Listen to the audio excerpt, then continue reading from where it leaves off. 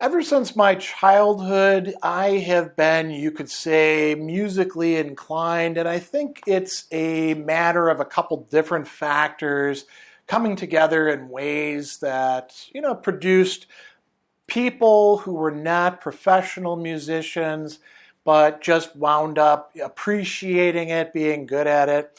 So I'm sure that there's some sort of genetic component to it, and I can't really say that much about that. I will say this, though, that my dad was very, very interested in music. He actually played the banjo. You've heard me talk about the banjo that I inherited from him after he died in some other videos. And we had a very big record collection, and we'd often have the radio on, or he would be playing some of his records, later on tapes. And my mom and dad also would sing. We would sing not just at church, but during the day. And my mother's family in general is a very musically talented family, but not, again, professionally. Goes all the way back to the Depression and my great-grandfather, who apparently was kind of a musical prodigy. He could take almost any instrument, pick it up within a few hours, figure out how to do all the scales on it, how it worked, the proper embouchure, and he could teach it to others. And he actually organized a band that went cross-country, so there was a professional aspect to it, of a bunch of kids who were his kids and neighborhood kids. And he'd be like, you're playing the trombone, here you go, I'm going to teach you how to do it, like my Uncle Hubert did. You're going to play the cornet, which my grandfather did. And we could go on and on about that. So, there's other people in the family too. We have a barbershop quartet that formed on my Uncle Paul and Aunt Dolores' side, called Three Hits and a Miss, which is, Paul, his two sons, and his daughter. And every family reunion, we have a talent show where people would, I would play my clarinet, and Cheryl would play her flute, and people would get together and sing. So music has always been kind of a big thing, and I was fortunate in that, I didn't have a great music education, but it was an important part from like kindergarten onward all the way into high school, when I played in the band and then ended up stopping because I was not, by that time, interested in heavy metal, which couldn't do much of on the clarinet, and the band leader was a jerk. So I have always been, you could say, surrounded by music and interested in music.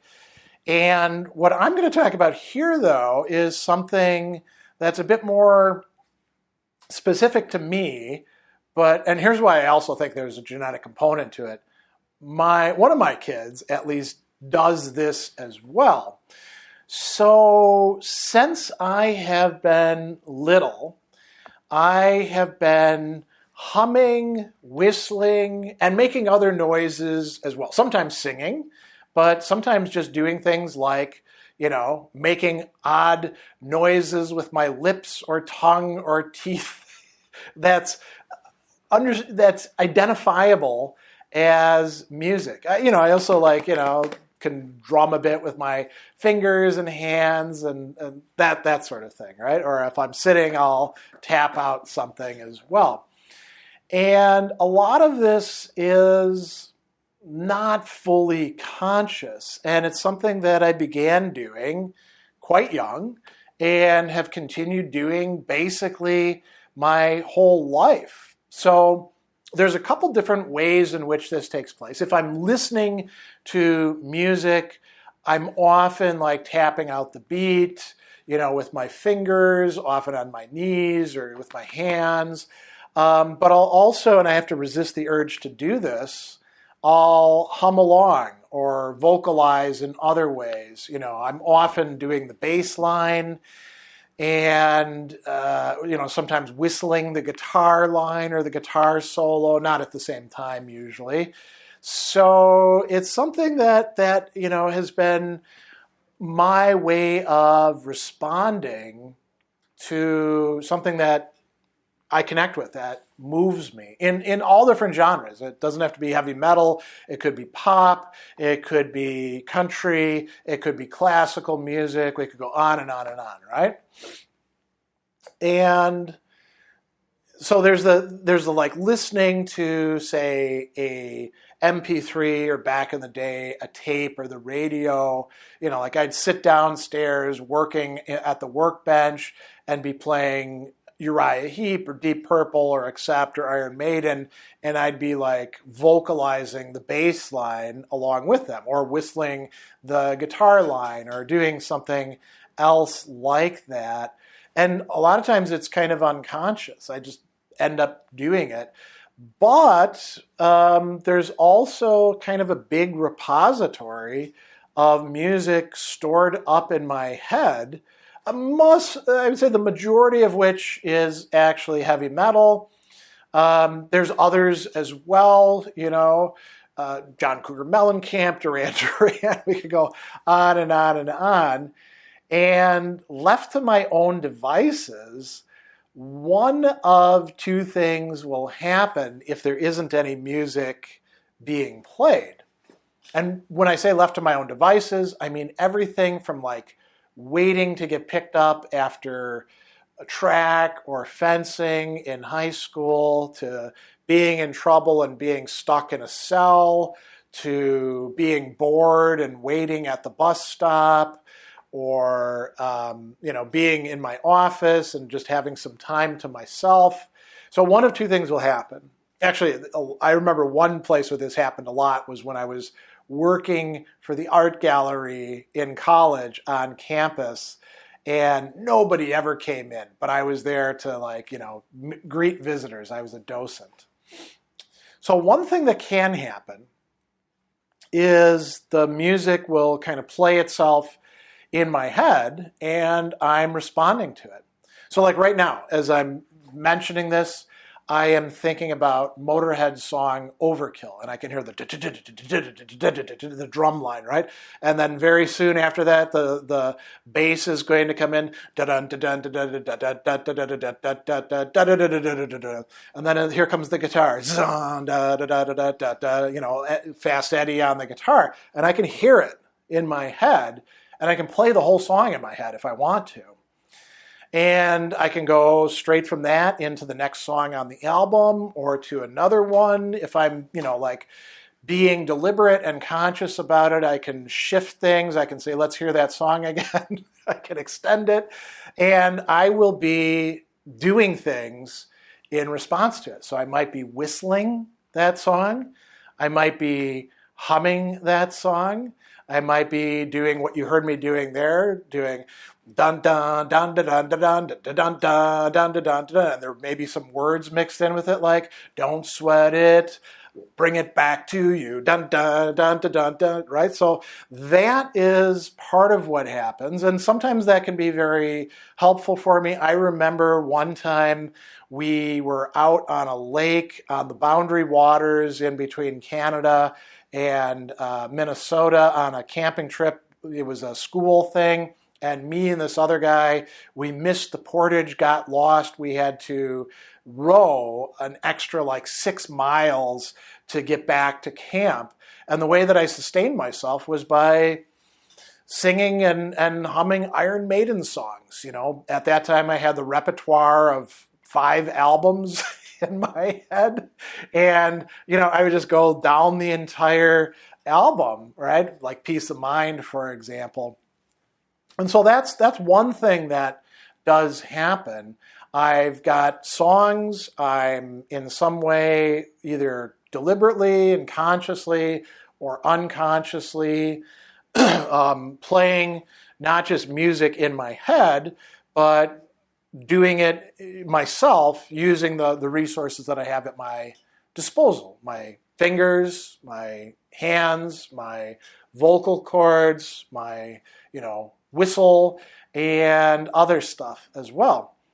So that happens a good bit of the time, particularly if I'm, sort of thinking about a particular artist or song or something like that. The other thing that happens that is probably Less common is that I come up with themes or compositions and I do variations on them. And these can be, I just start out with something, you could say a riff or a lick or a line or something like that. And I can just start at random, like,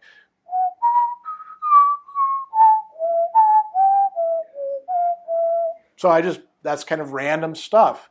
And then I can repeat that and then start adding to it and changing it and going into a different register, changing the tempo, the key, embellishing it, simplifying it. I can, change it to being both whistling and vocalization. And I can whistle in and out. And, sometimes it's just humming. And this is something that I will often do without really realizing that I'm doing it, but sometimes I'll do it deliberately because I enjoy hearing music and exploring the possible themes. And I'll pick something, and it may have come from another line of music, so we could use, we won't use Motorhead's Overkill. Let's take, Judas Priest's Green Manalishi with the two-pronged crown, it's got that da-da-da, da-da-da-da,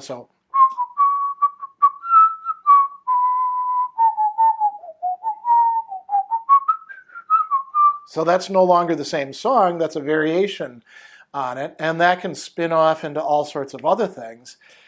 And I will sometimes do this for half an hour straight, an hour, depends on what's going on. If other people are around, I try not to do it because I find that it tends to bother them.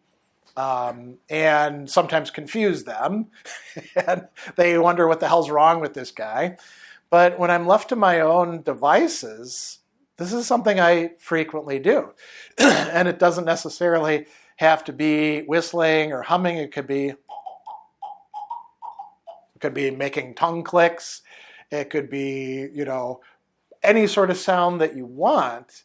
And I'm prone to doing this. It's not even a habit.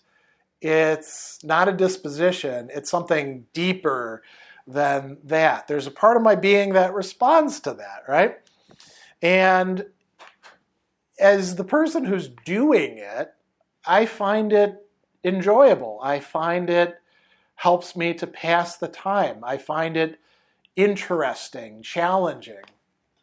I think for other people, as I mentioned, they have different reactions. And I found out how annoying it can be when I discovered that one of my kids does this as well. But, maybe not with quite as much range as I do. But left to themselves, and I won't say which kid it is, they will make noises like that. And they are musical, melodical noises, but they're not me making it. It's somebody else doing it. And I understand why it can be annoying or off-putting. And I'll probably keep doing that the rest of my life. I can't imagine not doing it, even if I wanted to turn it off, which I don't. I definitely don't. I find it actually gives some joy and interest and enrichment to my life. I probably couldn't turn it off. If I can deliberately keep from doing it in circumstances where I'm aware that I'm sharing space, sonic space, with somebody else so as not to put them off. But if I'm not paying attention, I might start doing it before too long. And so my kid has inherited that as well. And I'm willing to bet that some of my other relatives who are not even genetically related to me, because I'm adopted, in my great-grandfather's lineage probably do this too. And I'll close by saying something that is, I don't quite have a full handle on this right now, but my wife made a remark to me as I was whistling to myself, and this is probably, I want to say, at least 6 months ago. I was doing that, And she came along and she said, "Nice stimming." So, stimming is one of those newer terms in our language that describes actions, usually repetitive actions that autistic people use, people on the spectrum in general, use to kind of like cope with their environments and make it more comfortable for themselves. And they could be all sorts of things. Like it could be, I don't know, touching your cheek or something like that. And I'd never thought of it in that way. Some people have said that perhaps I exhibit some behavior that seems to be on the spectrum. I'm not sold on that myself.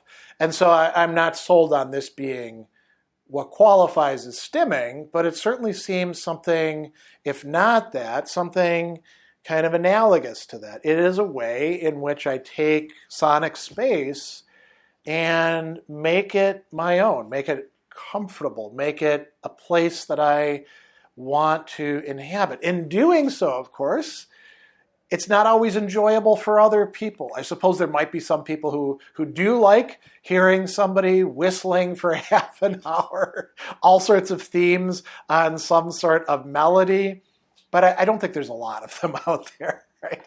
So I'm not quite sure what to make of that, but it stuck in my head, and I thought that would be kind of useful to cap this story with, to talk about something that has been going on in my life really as far back as I can remember, and is arguably a important, though not the most important, part of my personality. So, not sure what to make of it. Maybe some of you have some ideas or insights about that.